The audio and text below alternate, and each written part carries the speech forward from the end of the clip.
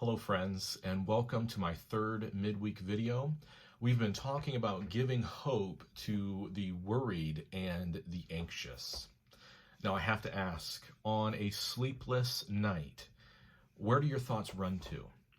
Do you rehearse tomorrow's tasks kind of over and over in your mind? Are you creating mental checklists as you go? Well, I have to confess something to you. Much of what I have written about this video was written between 1:30 and 3:30 in the morning. I'm right there with you. I'm struggling with a lot of things too. Have you ever stopped to evaluate the nature of the things that you're worried about?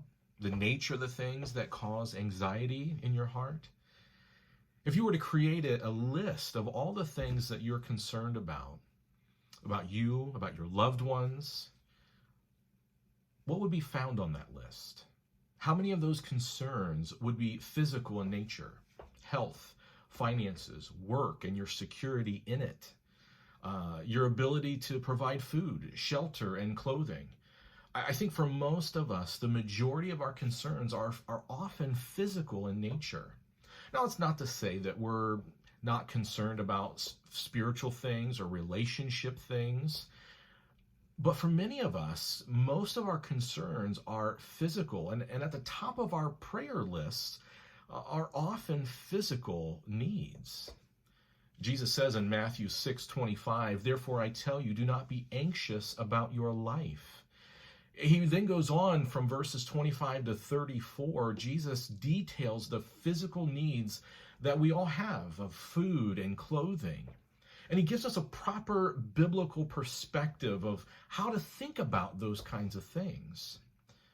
But first, we need to see that verse 25 is connecting us back to something else that Jesus has taught us about. Something that is before this command of do not be anxious. You see, Jesus is going to tell us in verses 19 to 24 that if my treasure is subject to decay and able to be stolen, then I should be worried. However, if my treasure is eternally safe and secure, then I have no need for worry.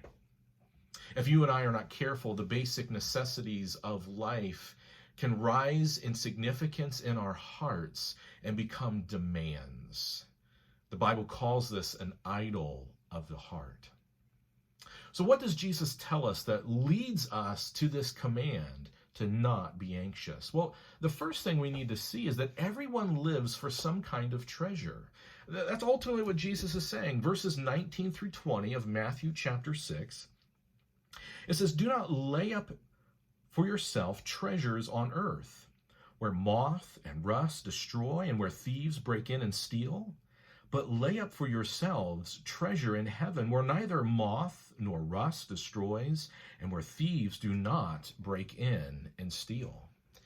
Jesus says, don't build your life on what can decay or be stolen. Happiness and safety do not come through accumulating more stuff or through increased security measures to protect your stuff. Holding on to physical resources for our own use and purposes will lead to anxiety. Instead, Jesus says to lay up for yourselves treasures in heaven. In other words, life is more than the physical here and now. Turn your eyes to the things of God and to eternity. Dr. Robert Jones, one of my professors, says it this way. He says, never put your hope in something that God has not guaranteed. That's really helpful. Never put your hope in something that God has not guaranteed. Sleepless nights and worn-out thoughts that are rehearsed over and over again have a way of revealing to us the treasure which we are living. Number two, what you treasure will control you. What you treasure will control you. Notice what Jesus says in verse 21. He says, "For where your treasure is, there your heart will be also." The Bible describes the heart as the place where your thoughts and desires live. It is the real you inside. So the Bible teaches that people's choices and actions are shaped by things they love and cherish most. You might be thinking, well, how do I know what I love or cherish most? I thought it was God. Well, Jesus gives us two illustrations that communicate the same point. He tells us that our actions and emotions will function as gauges to help us monitor what is controlling our hearts. The first illustration is of an eye, and we see that in verses 22 to 23. Jesus says, "The eye is the lamp of the body, so if your eye is healthy, your whole body will be full of light. But if your eye is bad, your whole body will be full of darkness. If then the light in you is darkness, how great is the darkness?" So what do we have our eyes set on? What we see is often what gets our time and attention. Now, I don't know about you, but I've said this before. I'm sure you've said it too. Out of sight, out of mind. Right? Isn't that what Jesus is talking about in this example? What goals, what visions do you have for your life?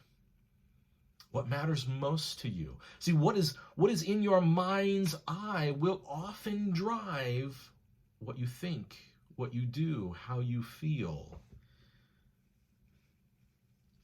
Is it believing and resting in what Jesus has done for you? Is that where your eyes are set on? Is it seeking to please God in response to his love? Is it serving others in love? Is it using your time and your talents and resources to honor God and serve God? Are your eyes set on heavenly realities and heavenly priorities? You see, how we answer those questions will reveal the treasure that is controlling us. The second illustration that Jesus offers is one of a master or a boss in verse 24. He says, "No one can serve two masters. For either he will hate the one and love the other, or he will be devoted to the one and despise the other. You can't serve God and money." Jesus is clear. We can't be serving ourselves and him at the same time. We will either tether ourselves to the things we love here and now on earth, or we will tether ourselves to God and the things of heaven. Do you hear what happens when our hearts are divided? We will hate or despise one and love and be devoted to the other. Jesus is not limiting our treasure to money, but rather any physical thing that would place as higher or of greater value or worth than him.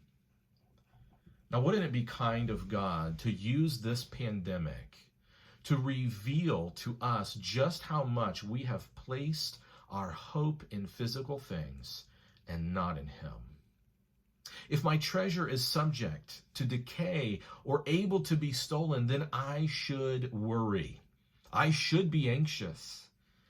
However, if God is my treasure and he is eternally safe and secure, then I have no reason to worry. When worry and anxiety flare up, seize it as an opportunity to grow in your faith, trusting in the truth of God and his promises to you. Ask God to help you see what you are tempted to treasure more than him. Ask him to reveal those things to you. Ask God to give you a proper sight and a clear vision of his kingdom and of his righteousness. Spend time in passages of Scripture that give you hope, that give you a proper perspective of where to place your vision and your sight and your treasure. May God use these occasions when worry and anxiety flare up to cause us to run to him, to cause us to be honest with him, and to engage him in the midst of the struggle. We must take our worry and anxiety to God. We must do something with it. Life is more than physical here and now. Turn your eyes toward the things of God in eternity. Next week, we'll continue to look in Matthew 6 at Jesus' words. But until then, may God enable you to stay healthy, strong, and walking closely with him.